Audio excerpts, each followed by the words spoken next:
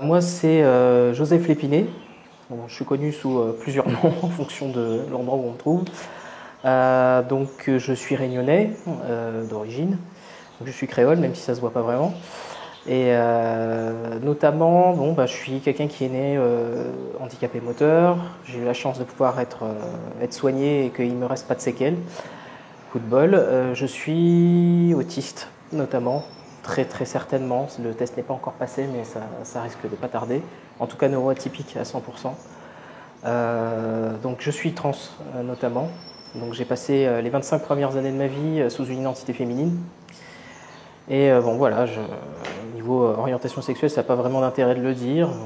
Je dis souvent que je suis quelque part entre pansexuel et asexuel, ce qui fait toujours beaucoup rire les gens. Donc voilà.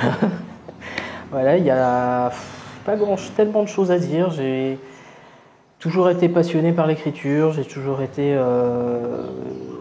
passionné par les milieux naturels, par leur restauration, par l'alimentation de l'être humain qui est une des principales menaces pour la biodiversité. Donc je me suis orienté en alimentation, en agriculture, parce que je sais qu'aujourd'hui c'est un peu ce qui risque de sauver le monde et je pense que c'est là qu'il faut mettre ses forces. Même si on m'avait laissé faire, j'aurais passé ma vie dans des forêts pluviales à chercher des coléoptères. Mais bon, je suis pas né à la bonne époque, tant pis pour moi. Et voilà, donc globalement, au niveau oppression, je m'en prends un certain nombre. Mais ce qui est assez cocasse, c'est que quand les gens me voient comme ça, généralement j'ai l'air, semble-t-il, d'un homme blanc, tout ce qu'il y a de plus hétéro, tout ce qu'il y a de plus cisgenre, tout ce qu'il y a de plus basique, quoi. Alors que le racisme, ça, je l'ai connu, je l'ai vécu plus par répercussion qu'à titre personnel. Mais au niveau du colorisme, je suis extrêmement avantagé du fait de ma couleur de peau et d'une partie de mes traits. Donc voilà, je suis au carrefour de plein de trucs, c'est-à-dire que dans la vie de tous les jours, je ne suis pas particulièrement impacté, mais dans ma vie personnelle, quand il s'agit de moi et de la façon dont je m'organise et de l'énergie qu'il me reste et de la façon dont je gère les gens et le monde qui m'entoure, c'est une toute autre histoire. Voilà. Ouais, il est aussi possible que je sois intersexe parce que j'aime beaucoup cumuler.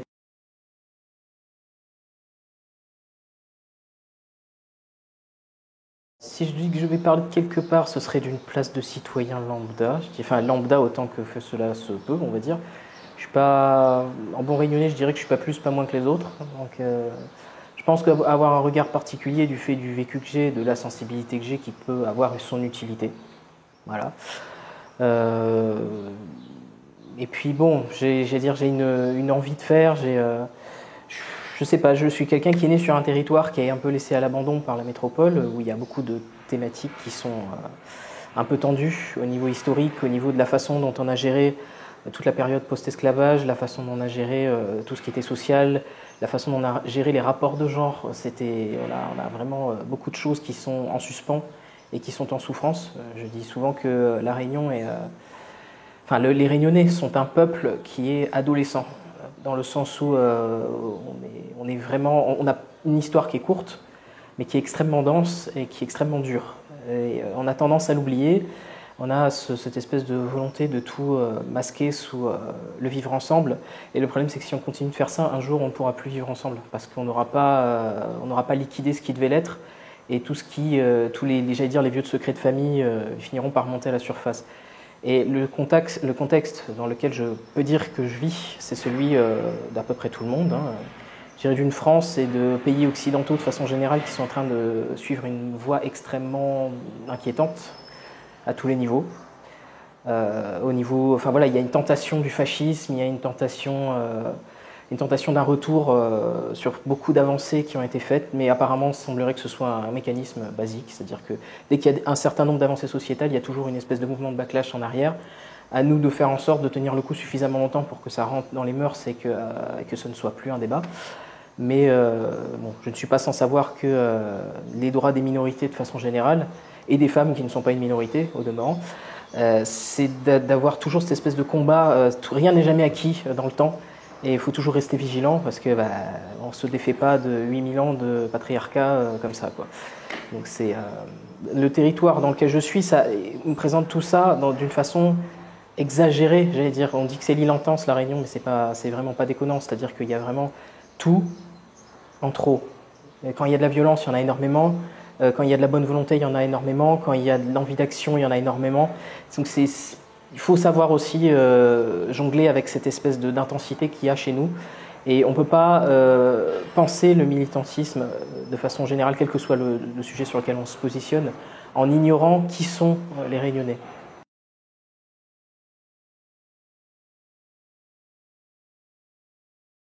Ça me fait penser que j'ai oublié de dire ce que je faisais. Effectivement. Bon, bah, je suis essentiellement militant associatif, c'est là que j'existe essentiellement ces dernières années. Je me focalise beaucoup sur, sur les discriminations liées au genre et à l'orientation sexuelle au travers de l'association Horizon. Donc je suis un des membres fondateurs et nous sommes l'ancienne équipe du refuge. Enfin bref, il y a un parcours associatif derrière et une équipe qui a traversé le temps, on va dire, avec un petit noyau dur qui est resté au fil du temps. Donc au milieu de toutes ces personnes-là, bah, j'ai toujours eu un statut un peu particulier parce que je suis un des seuls Réunionnais. Et je pense que je ne peux pas partir. Donc je m'adresse, moi quand justement je m'adresse aux gens, je m'adresse essentiellement aux Réunionnais parce que je pense qu'il y a une façon de s'adresser aux gens qui est différente en fonction de si on est en métropole ou de si on est ici. C'est quelque chose que j'ai pu ressentir en étant en métropole, c'est pas les mêmes façons d'entrer en contact avec les gens. Voilà, je sens que j'ai oublié un bout, mais je ne me rappelle plus où, c'est pas grave. Hop, alors... Oui.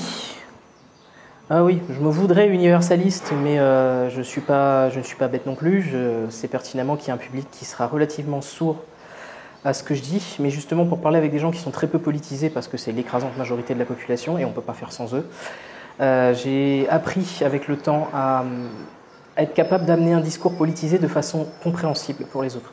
Parce que j'estime que c'est le principal défaut des milieux militants aujourd'hui. Ils ont leur jargon, ils ont leur milieu, ils ont leur univers, leur concept, et ça a failli mener, au sein même des milieux militants, ça a failli mener à une implosion à un moment donné. Donc j'ai été témoin, parce que je suis passé d'une époque où le militantisme, notamment queer, était assez punk, assez libre. Il y avait une certaine... À la fois, les gens étaient extrêmement politisés, à la fois, ils autorisaient l'erreur, et on est rentré à un moment donné dans une espèce de volonté de tout contrôler, qui a fait qu'on s'est retrouvé en marge de notre propre communauté, et en particulier des jeunes qui essayaient d'entrer dedans, qui n'étaient pas politisés, qui en ont pris plein la tête vers 2015-2016. Ça va très très vite dans ces communautés-là, et où il y a eu des comportements abusifs qui ont été répertoriés en masse, parce on avait cette espèce d'obsession du safe qui, moi, me sort par les yeux depuis le début, je dois bien le dire, parce que les gens ne sont pas safe par définition. Alors que les gens puissent s'améliorer, changer, entendre ce qu'on leur dit, ça c'est une chose. Mais que quand quelqu'un arrive et qui vient du milieu d'où il vient, avec tout ce qui en découle, notamment au niveau oppression, au niveau façon de penser, au niveau schéma, si on ne lui laisse pas sa chance de changer, il ne pourra pas changer. Et il y a des gens qui ont envie de changer, c'est-à-dire qu'ils viennent vraiment, alors ils sont d'une maladresse hors norme, ils disent des bêtises aussi grosses qu'eux, mais en attendant, il y a une telle volonté de ne pas faire de mal aux autres que c'est dommage de leur sauter à la gorge dès les premiers temps. Moi, ça c'est quelque chose qui me... Voilà, j'ai ce côté vieux con de l'ancienne génération où je me dis, mais oui, mais enfin, je veux dire, si vous ne prenez pas les gens tels qu'ils sont, on va se retrouver à 3 pelés et un tondu, et puis ce sera très bien, on sera tous très politisés, on sera tous parfaits, mais au final, notre message n'aura aucune portée et nos actions n'en auront aucune non plus. Donc j'essaie de faire en sorte dans l'action associative que je mène avec mes camarades, parce que je suis loin d'être tout seul, heureusement, parce que s'il fallait compter sur moi sur l'administratif et le vital, on ne serait plus là depuis belle lurette. Mais ce que j'essaye de faire avec les autres, c'est de faire des actions qui puissent parler aux gens. Pas faire des choses pour dire qu'on a fait des choses. Il faut vraiment que ça parle à quelque chose à l'intérieur des gens. Et ça, c'est un débat qu'on a entre nous, et malheureusement, je trouve qu'on manque de Réunionnais pour pouvoir en parler. Heureusement, on a des jeunes qui sont nos adhérents qui commencent à venir petit à petit, et on commence à avoir des conversations justement sur qu'est-ce qui marche, qu'est-ce qui ne marche pas, qu'est-ce qu'on pourrait envisager de faire dans un avenir proche avec de petits moyens, parce que nous n'avons pas de moyens comme toutes les associations. Et ça, il y a tout un travail à faire de ce côté-là qui est vraiment, qui en est à ses balbutiements, alors que l'association existe depuis 2015. Jusqu'ici, on a vraiment essayé de faire le maximum en termes d'intervention au milieu scolaire, de ce genre de choses. Mais par contre, au niveau de la population générale, on est un peu passé à côté du sujet. Et c'est dommage parce que la population réunionnaise est très intéressante au niveau de son traitement des rapports de genre. Elle a une façon de gérer le masculin et le féminin qui est très, que moi je trouve très dérangeante parce que j'ai grandi dedans et que ça m'a jamais convenu.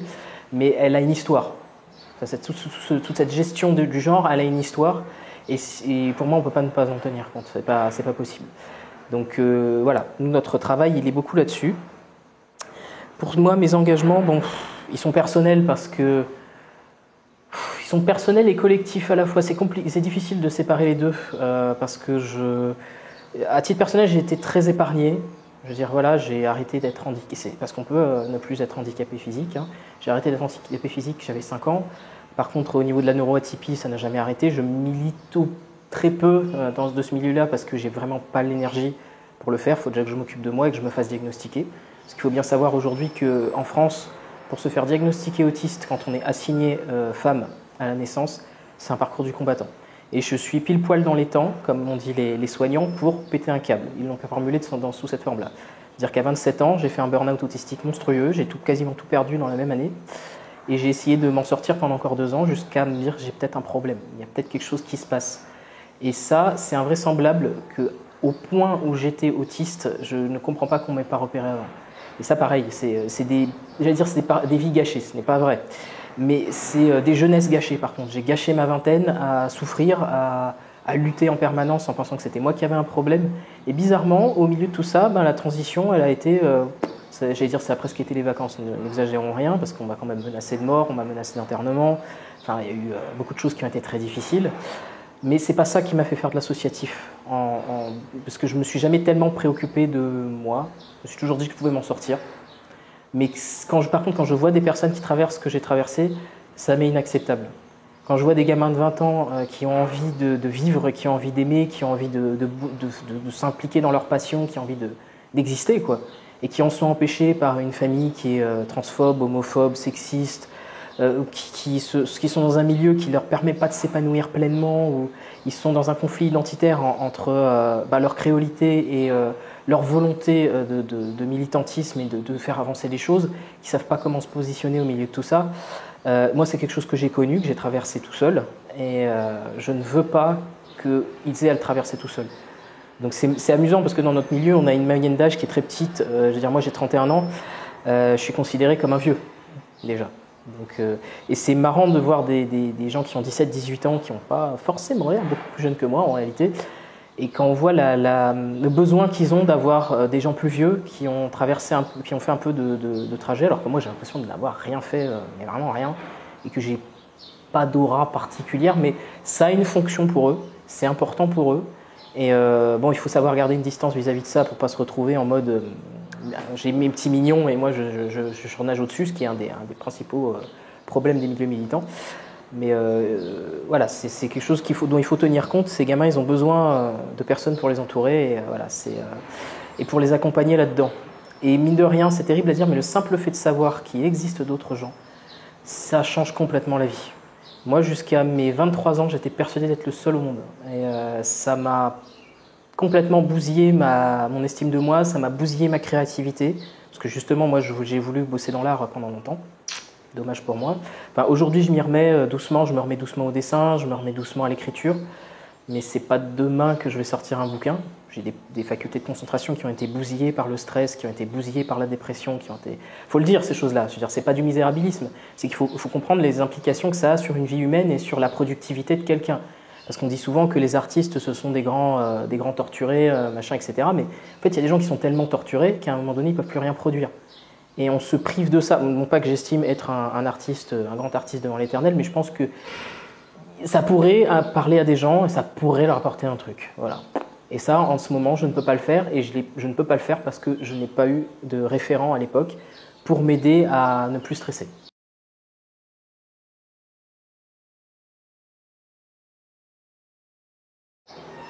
Donc sur les modalités d'action, bon, c'est essentiellement celle de l'association. Ça peut aller des interventions en milieu scolaire à la formation de publics divers et variés. Hein, ça peut être d'autres associations, ça peut être ça peut être des entreprises, ça peut être du public aussi. Donc bon, on fait quand même pas mal de sensibilisation. On essaie de maintenir une veille dans les médias. Bon, moi je suis un peu le préposé médias parce que je suis le seul qui s'en contrefout. Parce que comme j'ai été exposé en tout début de transition, donc moi je me dis que de toute façon, perdu pour perdu, autant y aller. Hein. Donc ça, c'est un truc qu'on essaye de faire régulièrement quand il y a des événements. Par exemple, demain, c'est la journée du souvenir trans, notamment. Donc je ne sais malheureusement pas encore quelle forme ça va prendre parce que j'ai vraiment pas eu le temps d'y penser. Mais voilà, il y a des choses qui peuvent se faire autour de ça. L'idée, c'est aussi de faire en sorte que les gens puissent se saisir des actions. Hein, parce que jusqu'ici, on a fait quand même pas mal de choses un peu qui se sont faites entre les membres de l'association qui avaient le temps, etc. Mais des choses où des nouveaux bénévoles peuvent se sentir intimidés ou avoir l'impression qu'ils ne peuvent pas faire les choses correctement. Et nous, on voudrait qu'ils puissent se saisir vraiment de l'association. L'association est leur outil. Elle est faite pour eux. On n'est pas conçu pour que ce soit nous 10 qui restons tout seuls à faire tourner la chose, hein, d'autant qu'on a tous des obligations, beaucoup d'entre nous ont dû partir, il y en a d'autres qui sont arrivés. Et le problème dans ce milieu-là, c'est que c'est très difficile de maintenir un militantisme sur le long terme. Mais ça, c'est partout en France. Hein, c'est-à-dire que j'ai des gens de Paris qui m'ont dit qu'ils ont eu le même problème, le temps vraiment de créer un noyau dur qui va rester là pendant un moment.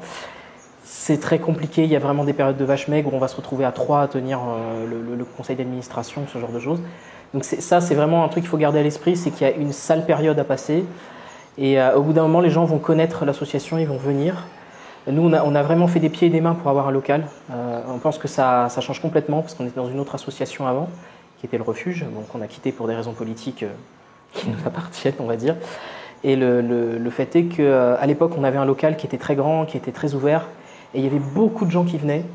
Beaucoup de gens très intimidés, pas forcément très bavards, qui n'avaient pas forcément envie d'être reçus en entretien, qui voulaient juste se poser là sur un canapé, boire un thé en mangeant des spéculoos, en écoutant les autres parler. Donc on avait besoin de ça. Nous, notre local est encore un peu trop petit pour vraiment permettre une vraie convivialité, mais il y en a besoin. Il y en a besoin pour faire groupe, pour que les gens s'apprivoisent mutuellement, parce qu'il y en a, ils débarquent, ils n'ont jamais vu d'autres personnes LGBT de leur vie. Donc ils sont pendant 2 ou 3 fois, ils vont venir, ils vont pas dire un mot, et puis au bout d'un mois, ils vont s'ouvrir. Et il faut leur permettre que ce soit le plus facile et le plus confortable possible. Donc ça, on essaye de travailler à ça, même si on a un peu de mal à mobiliser, on a un peu de mal à s'organiser, notamment parce que je suis une des personnes qui est les plus actives dans l'association, mais moi, avec mes problèmes de neuroatypie, j'aurais bien besoin d'un relais. On a besoin de quelqu'un qui est très carré, mais on a quelqu'un, mais c'est quelqu'un qui n'est pas très disponible, donc c'est toujours embêtant, quoi. On a toujours ce problème entre les gens qui sont très carrés, mais qui n'ont aucune fantaisie, qui ne savent pas du tout comment amener les gens, et ceux qui savent comment amener les gens, mais qui n'ont plus d'énergie du tout, qui ont cramé il y a déjà des années. Donc il faut essayer de trouver des gens qui sont encore un peu jeunes, qui n'ont pas encore complètement grillé tous leurs fusibles, pour permettre de venir, quoi. Après, on essaye de mobiliser les gens par l'art. Donc on a plusieurs partenaires réguliers qui participent à des ateliers. Ce qu'on fait aussi pour la journée internationale de lutte contre les discriminations LGBT-phobes, le 17 mai. Donc on essaie de faire des choses à ce moment-là. On essaye d'organiser une Pride parce que ça fait des années qu'on nous le réclame. Et c'est drôle parce qu'on a toutes les opinions. Il y a ceux qui veulent absolument pas qu'il y ait une Pride, il y a ceux qui veulent vraiment qu'il y en ait une. Donc on fait vraiment une consultation publique sur toute l'île pour essayer de récolter les opinions des uns et des autres, pourquoi, quelle forme ils veulent que ça prenne. On veut aussi que ça parle aux Réunionnais, donc on était parti sur des tas de trucs improbables, genre un pique-nique, une pride pique-nique, donc des prides statiques, des trucs comme ça. Donc on essaye de faire ce genre de choses. Après, moi, d'un point de vue personnel, parce que là je parle vraiment au niveau de l'association, mais à titre personnel, je milite sur Internet depuis des années. Donc, après, ça a la valeur que ça, hein, on est bien d'accord, je veux dire. Mais par exemple, sur des publications qui ont une large audience, il y a souvent des personnes pas très bien intentionnées qui viennent dessus. Avec le temps, on sait avec qui on peut parler, avec qui on ne peut pas parler. Et en fait, il faut bien se rendre compte d'une chose, c'est qu'à partir d'un moment, intervenir sur ce type de discours, qui sont souvent très, très homophobes, très transphobes, très sexistes ou autres, c'est qu'il ne faut pas répondre à la personne. Il faut répondre de façon générale. Parce que c'est terrible à dire, mais en fait, c'est ceux qui ont la tribune qui font passer leurs idées. Et ces gens-là sont plus nombreux. C'est un travail de fourmi, il est titanesque, il est épuisant, il est exaspérant parce qu'on fait face à des gens qui sont d'une mauvaise foi et d'une malveillance hors du commun. Mais par contre, il y a régulièrement des gens qui viennent par MP derrière, qui disent voilà, je suis content que vous soyez intervenu, moi je ne suis pas du tout concerné par ça, mais ça me mettait mal à l'aise, là j'ai eu des informations, ça me rassure, je vais aller me renseigner plus avant. Il suffit, même une personne touchée, c'est déjà ça. Moi je peux toujours partir de ce principe-là. Après c'est vraiment quelque chose qu'il faut faire quand on a l'énergie de le faire, il faut être vraiment capable de se préserver. Il y a un moment donné, il faut savoir couper, et il y a un moment donné, il faut se dire qu'on fait face à des gens qui n'entendront jamais raison. Et une fois qu'on a dit ce qu'on avait à dire, ben on s'en va. Voilà, c'est aussi simple que ça. Après, voilà, pour les cas de cyberharcèlement, on essaie de faire des choses, on essaie aussi de faire le ménage dans notre propre communauté parce que justement, cette espèce de période de volonté de rendre tout safe a permis à des gens très toxiques qui maîtrisent très bien les codes du safe de rentrer dans la communauté et de faire du mal à des gens, mais ils se passent sous les radars parce qu'ils respectent le cahier des charges. Comme quoi, la malveillance et voilà, le fait d'être toxique, ça n'a rien à voir avec le fait qu'on soit hétéro, homo, trans, pas trans. Je ne suis pas si relativiste que ça. Je sais pertinemment dans quel sens vont les oppressions, de façon générale. Mais franchement, à la pratique, on voit vraiment qu'il y a des gens qui sont dangereux. Voilà. Et donc le principe aussi, c'est d'être capable sans parler de délation, parce qu'on peut avertir les gens sur telle personne. Il y a déjà eu des soucis avec. S'il y a des signaux d'alerte, tu sauras à quoi t'en tenir. Point. Voilà, c'est pas, faut mettre dehors cette personne et l'isoler de la communauté. Il n'est pas question de ça. Donc il y a aussi ce genre de travail-là. Après, à titre personnel, je suis beaucoup plus. Je pense que les autres ne verront pas de mal à ce que je dise ça. Je suis beaucoup plus politisé que le reste de l'association. Je suis beaucoup plus énervé. Il y a des moments où j'ai vraiment envie d'aller à l'affrontement avec certains groupes, notamment la Manif pour tous locale, qui est un peu notre némésis depuis 2012-2013. Hein. Et c'est terrible parce qu'on se connaît tous, hein, on se croise sur les trucs, mais on ne peut pas se supporter mutuellement, c'est impressionnant. Et ces gens-là, il faut qu'il y ait des gens en face, parce qu'ils occupent toute la place. Et en face, les gens ont peur. Et moi, c'est un truc dont j'ai décidé de prendre ma peur, de la mettre dans une petite boîte et de l'enterrer. Et en fait, j'ai dit, tant pis. Les gens me voient, tant pis. Je me fais péter la gueule demain, tant pis. C'est comme ça, il faut que quelqu'un le fasse. Si on a tous peur, on laisse ces gens-là prendre la place, et c'est comme ça qu'on fait passer des idées. Et à partir du moment où ils ont du répondant en face, ils n'ont tellement pas l'habitude qu'ils savent généralement pas quoi répondre. Il y en a certains qui se sont un peu rodés avec le temps, ça fait plaisir parce qu'avant c'était un peu... voilà. Au moins ils vont au fond de leurs idées parce qu'au bout d'un moment on les prend en piège. Hein. C'est-à-dire qu'il y a un moment donné quand on coince quelqu'un d'un point de vue du raisonnement, il est obligé d'en revenir à la faille de son discours qui est la haine LGBT-phobe, la haine sexiste ou des choses comme ça. Ils finissent toujours par cracher le morceau à un moment ou à un autre. Et à ce moment-là, justement, les gens peuvent voir que leur discours, ce n'est pas celui de la raison. Ils le cachent sous une couche de raison, mais ce n'est pas celui de la raison. Et ça c'est vraiment quelque chose sur lequel j'essaie d'être présent, même sur il y a eu des... Bon, c'était rien, mais il y a eu une couverture médiatique. C'est-à-dire qu'il y a eu une grosse manifestation de la Manif pour tous, enfin une grosse, comparativement aux 5000-2500 personnes qu'ils avaient eues en 2013, ils étaient 300, hein, donc il y a eu un léger écrémage dans les rangs. Mais donc des gens très énervés, des gens qui tenaient des propos d'un autre âge, même sur la PMA de façon générale, hein, je veux dire, qui étaient complètement à côté de leur sujet, qui pour certains n'avaient sans doute jamais entendu parler de ce que pouvait être une FIV ou quoi que ce soit d'autre. Donc il n'y avait personne en face. Et les associations ont préféré prendre un peu de recul en se disant ces gens-là, on ne veut pas leur donner une médiatisation qu'ils ne méritent pas, on veut que leur truc, ça se fonde dans la... Moi j'ai dit, soit, je l'entends, mais vous ne pouvez pas me demander de me taire. C'est pas possible. De toute façon, ils en ont fait leur deuil depuis longtemps. Ils savent que moi, voilà, faut laisser le chien fou aller sur le devant du machin. Et en fait, on était 10. On avait les drapeaux. J'étais tellement content parce que la première fois où ils étaient 5000, j'étais tout seul à contre-manifester avec une feuille de Bristol. Et je m'en souviendrai toute ma vie, j'ai cru que j'allais mourir. C'est le type de radio arc-en-ciel qui m'a permis de redescendre, mais j'ai dû perdre 2 kilos de trouille ce jour-là, je pense. Donc c'était, en plus j'avais le même dress code qu'eux, donc je pense qu'ils ont eu ils n'ont pas compris quand j'ai commencé à leur vociférer des trucs en disant ça c'est pas vrai, ça c'est pas dans la loi, ça. Et le type avec son petit machin qui était là, genre mais qui c'est celui-là, il a pété un câble. C'était un grand moment, c'était la foire complètement. Et là on était 10 quoi, mais c'est con, on était 10, mais on était déjà 10 fois plus nombreux que la première fois, tandis qu'eux ils étaient un peu moins. C'est con, mais le simple fait que des gens aient voulu sortir dans la rue pour en parler, pour dire on ne se laissera pas faire, on ne se laissera pas bouffer, on ne se laissera pas insulter sans rien dire. C'est d'une importance capitale. Pour moi, c'est d'une importance capitale. Parce qu'on essaie de faire croire aux Réunionnais que les LGBT n'existent pas. Et comme on a peur, on a tous peur, la plupart, quand on a fait notre débrief après, on a tous reconnu qu'on avait eu peur. Mais on a quand même... Enfin, il faut qu'on parle, parce que sinon les autres, ils n'auront jamais le courage de sortir. S'ils ont l'impression d'être tout seuls, il y a des suicides hein, comme ça. Il y a des gens qui sont soutenus par leur famille et qui se suicident parce qu'ils ont l'impression d'être les seuls au monde. Et ça, pour en avoir eu la tentation moi-même, à un moment donné, je sais ce que ça fait.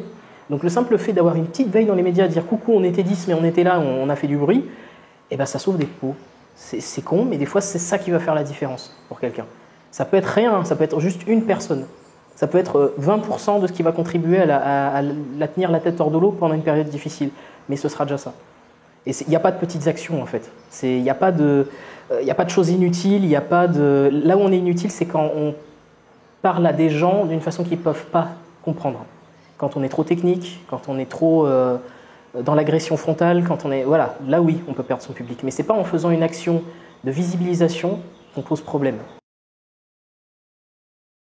J'ai la faiblesse de croire que oui. Après, j'ai un statut compliqué. C'est un débat qui fait rage dans la communauté trans depuis des années. C'est est-ce que les hommes trans peuvent se dire féministes ? Dans le sens où j'ai passé un quart de siècle dans une peau de fille, enfin dans une assignation féminine, je pense pouvoir dire que je peux le dire. Et que je sais ce que ça fait, que j'ai vécu le sexisme. Et je pense que vivre le sexisme en étant un homme trans, c'est une expérience qui est, je pense, particulièrement aiguë.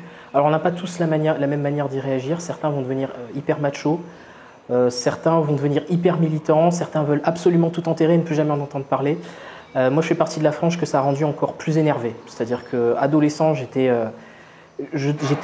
foudrage de ne pas avoir de références féminines. C'était bizarre d'ailleurs, parce que j'avais besoin de références féminines pour pouvoir faire le deuil d'une identité féminine. Mais tant que je n'avais pas de figure féminine, j'avais l'impression que je devais quelque part à mes sœurs, dans un sens, de faire quelque chose pour que les autres, après, elles puissent se sentir... voilà, ouvrir une porte. J'avais l'impression d'avoir un devoir vis-à-vis des autres personnes assignées femmes, en fait. Et ça m'a bouffé la vie pendant des années. Et en fait, quand je me suis rendu compte du nombre de choses qu'on a volées aux femmes, de façon générale, on leur a volé leur découverte, on leur a volé leur savoir, on s'est privé méthodiquement de la moitié de nos artistes, de la moitié de nos génies, de la moitié de nos inventeurs. Je dis, mais parce qu'il y a des gens qui disent les femmes n'ont rien fait. Je dis non, on les a empêchés de le faire. C'est pas pareil. Quand vous savez pas lire et qu'à 25 ans vous avez 8 gamins, ah bah oui, c'est sûr que vous allez avoir beaucoup moins de temps pour vous consacrer à faire de la recherche dans un champ scientifique quelconque, puisque de toute façon on vous écoutera pas. Donc moi c'est ça que je déplore. Et quand j'en ai pris pleinement conscience, quand ça m'a attrapé au bide. Quand j'ai commencé ma transition, j'ai eu un sentiment profond de trahison. Je me suis dit, mais pourquoi tu passes dans le camp des méchants, entre guillemets ? C'est qu'est-ce que tu vas faire du côté de ces gars-là ? Tu n'as jamais vu un type qui vaille le coup d'être un type, globalement. Et en fait, c'est l'âge aidant, parce que je viens d'un milieu qui était très toxique, avec beaucoup d'hommes violents, etc. Et je me suis aperçu que, bon, déjà, ils n'étaient pas tous si terribles que ça, hein. Mais surtout qu'il y avait quelque chose à faire de ce côté-là aussi, parce que le sexisme... Les femmes, elles se mangent 80% du bousin dans la tête, mais les hommes aussi, pour être passés de l'autre côté, je vois ce qu'on demande aux hommes et c'est inhumain ce qu'on leur demande. On leur demande de la fermer, on leur demande de jamais exprimer leur humanité, leur tristesse, leurs émotions. Ça tue quelqu'un. Il y a des études qui ont été faites qui sont glaçantes, où on montre que des hommes se tuent. Hein, à la quarantaine, il y a une vague de suicides dans cette zone-là de la vie, et on ne comprend pas pourquoi il y a cette hécatombe. Et il y a eu des études dessus, maintenant ils se rendent compte que c'est le fait de ne pas avoir, de pas pouvoir parler. Les hommes, leur problème, c'est la loi du silence. Ce qui sauve les femmes, je pense, c'est qu'elles peuvent faire groupe. Il y a cette sororité, il y a une forme de soutien. Enfin, moi, je vais mal croire, parce que je viens d'un milieu où justement les femmes étaient dans une situation catastrophique, mais elles se serraient les coudes, ce qui faisait que malgré tout ce qu'elles pouvaient se manger dans la tête, elles arrivaient à refaire surface parce qu'elles n'étaient pas toutes seules, elles pouvaient dire ce qui leur avait fait mal, et comme elles pouvaient le dire, elles pouvaient faire le deuil.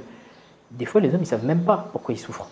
Et moi, j'ai eu des conversations édifiantes avec des hommes d'un certain âge où je me dis, mais il était temps que tu parles, il était temps que tu puisses t'ouvrir à quelqu'un. Et du fait de ma position, j'essaie de stimuler les hommes à parler, j'essaie de les poser face à leurs contradictions, et dire mais pourquoi vous pensez qu'une femme ça devrait être comme ça? Pourquoi une femme devrait avoir ce rôle-là?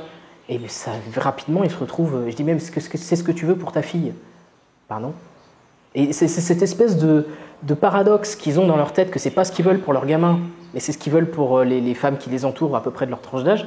Ils disent oui mais c'est pas logique. Réfléchis.